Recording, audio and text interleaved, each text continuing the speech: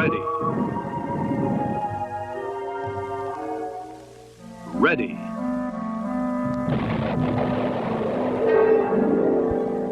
Ready.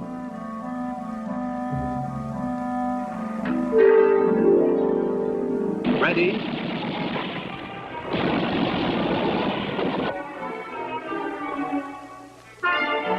Ready.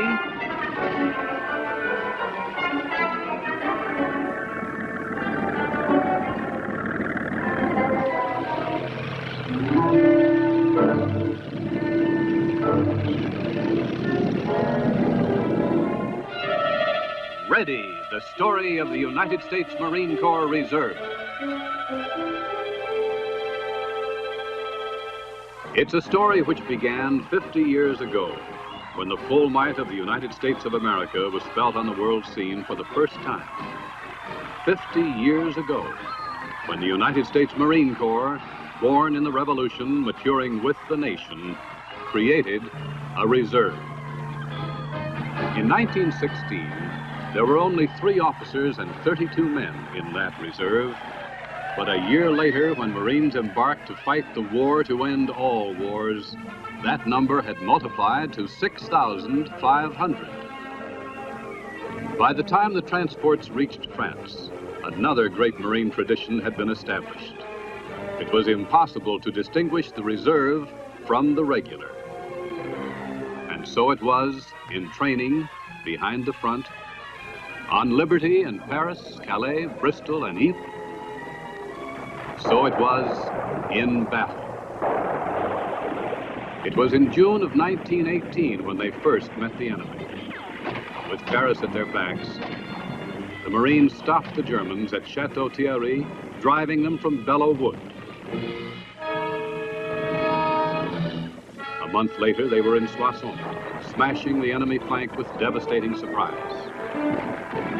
At Mont Blanc, in the face of fanatic enemy resistance, they took the high ground, disrupting the Germans' defense plans. While the Marine moles fought the ground war, the Marine hawks served valiantly in the air. They were over the battlefield as the Marines cracked the enemy's final defenses in the Meuse-Argonne. When the war ended, the Germans had given them a nickname, Devil Dogs. The French had given them great honor by proclaiming that henceforth in all official papers, the Bois de Boulogne shall be named Bois de la Brigade de Marine. The American people had given them 1,600 personal decorations, 8 Distinguished Service Medals, and 5 Congressional Medals of Honor.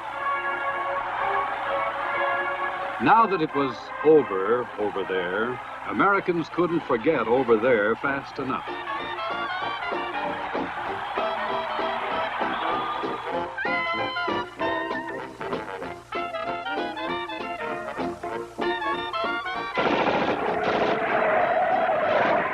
As the 20s roared on, things military mattered least. The Marine Corps Reserve dwindled to less than 600. But these dedicated diehards refused to surrender to the mood of the times. They bought their own shoes, uniforms, and equipment. They maintained their own armories. They paid their own camp expenses. They bought their own medical supplies. And to keep their armory warm in Washington, D.C., they borrowed heat by piping it from the adjacent police headquarters. The understanding men in blue looked the other way. But the whole country was looking the other way. The post-war binge of the 20s had given way to the national hangover of the 30s, the Depression. And yet, the country came through, and so did the reserves. Yesterday, December 7, 1941, a date which will live in infamy. Again, the reserve was ready. 15,000 men, dedicated beyond easy comprehension, became the advance echelon of more than 400,000 men and women reservists who were to follow them into the Corps. And again, reserves and regulars merged into a single fighting team, And for the duration, neither the saltiest drill instructor nor the most seasoned general could tell one from the other. Not at Guadalcanal, where Marines fought America's first offensive action of World War II.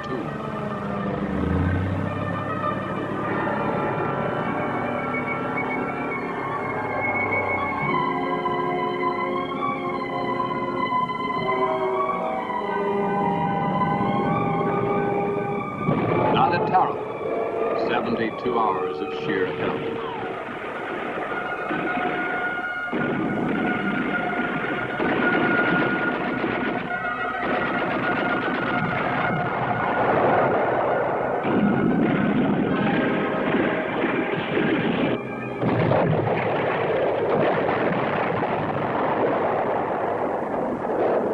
Not at Kwajalein, where, side by side with Army comrades, they broke the outer defenses of the Japanese Empire.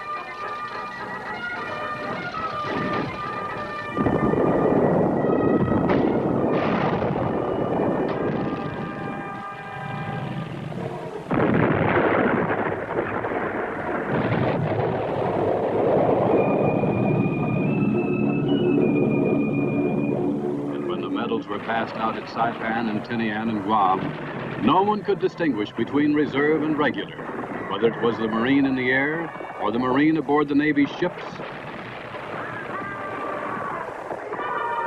or the Marine on the ground.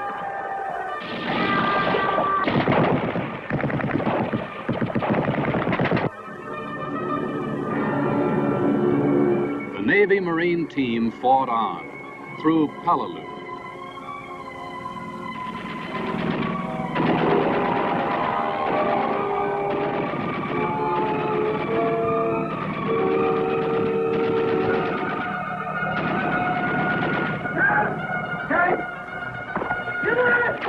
across the sands of Iwo Jima.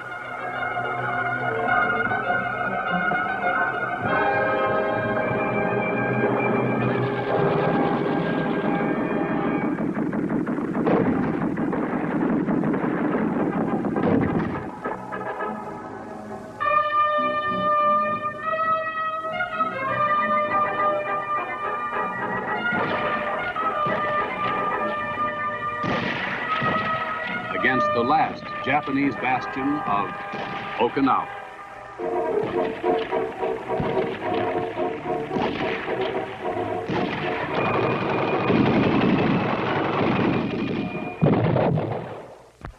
They came home again.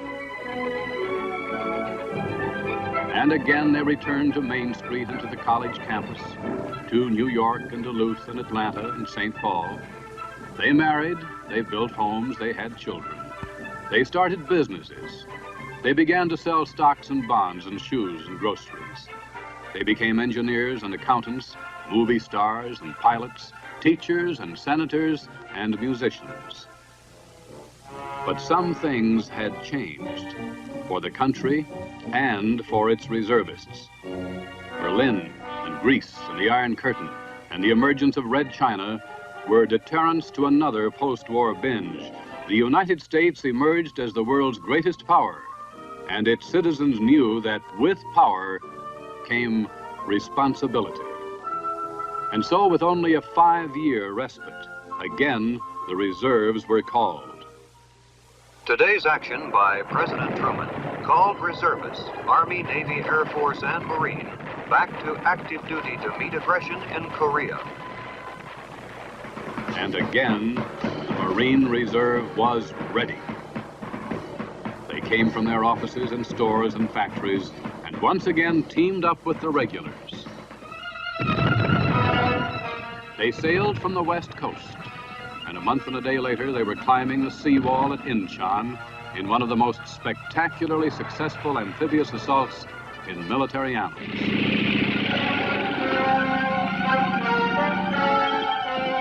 They fought through the streets of Seoul night and day for 48 hours, taking on Russian tanks and North Korean troops. And they drove the enemy back into his own territory.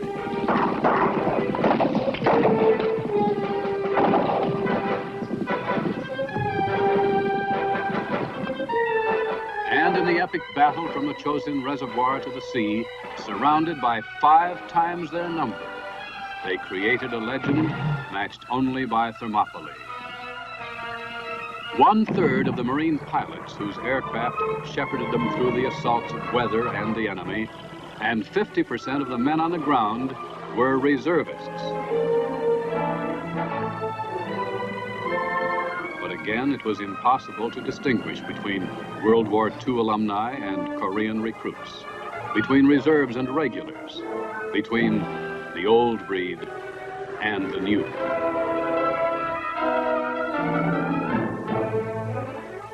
When the Marine Reserves of 1950 returned, they came home to a nation more aware than ever of the compelling need for a strong and ready reserve. Devoted to peace and freedom, the United States no longer needed to be reminded that a great nation must have strength to pursue peace and freedom to seek freedom. But reminders were forthcoming anyway, with every morning's headlines. Lebanon, Cuba, the Dominican Republic, Vietnam. Alert to the needs of the times, the Marine Corps has adopted new weapons, developed new tactics, and reconstituted its reserve. To back up the 3 active duty division wing teams, and now an additional division, the Corps has the 4th Division wing team within the Marine Reserve. While the regular division wing teams meet their commitments around the world, over 40,000 citizen Marines, identically equipped, spend 2 days each month, 2 weeks each summer, landing on the beaches, firing the artillery, building the bridges, setting up the communications, repairing the trucks, driving the tanks and Amtraks, operating the radar, teaching the recruits. Deployed in simulated combat across every kind of terrain and every kind of weather, these Marines, in the tradition of the reserve, are ready. Ready, too, are the pilots, the mechanics, the ordnance men, the electricians, and the meteorologists and communicators. Maintaining air cover over the ground troops, photographing installations, smashing defensive positions, bringing in supplies and reinforcements. They all work together as the Reserve Division Wing Team. For the citizen Marine, perfecting military skills is only half the job. As much citizen as Marine, he serves his community in recreational programs or at the blood bank, by providing toys for 1 million needy children through Toys for Tots, or by sending boys to summer camp.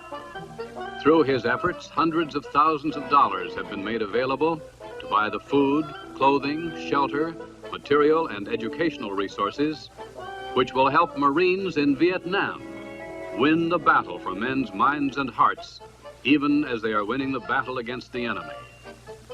And this program, in the long run, will be a major factor in assuring ultimate victory. As a citizen, then, the reservist is ready, and as a Marine, he is ready.